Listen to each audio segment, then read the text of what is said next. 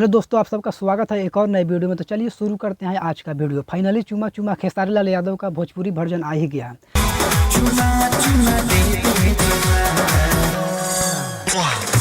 हम देखने के बाद यही कहेंगे आप लोग भी देखो, बहुत ही प्यारा सॉन्ग है, बहुत ही ज़्यादा मज़ा आने वाला है। खेसारी लाल यादव और आकांक्षा पुरी का केमिस्ट्री बहुत ही ज़्यादा प्यारा लग रहा है इस गाने में। खेसारी लाल यादव का लुक इस गाने में जिस तरह डिज़ाइन किया गया है वो बेहतरीन है और बवाल लग रहा है। अगर आप लोग अभी तक नहीं देखा है इस गाने को तो सारेगामा भोजपुरी पर जाकर देख सकते हैं। आज 7 बजे गाना ये रिलीज हो चुका है। अमिताभ बच्चन का सिर्फ इस गाने में पंच लाइन उठाया गया है, चुमा चुमा। बाकी सब भोजपुरी वर्जन में है, जो कमाल का लग रहा है और बवाल लग रहा है एंड ज़बरदस्त लग रहा है। खेसारी लाल यादव के पीछे 50 बैकग्राउंड डांसर डांस कर रहा है ना, जो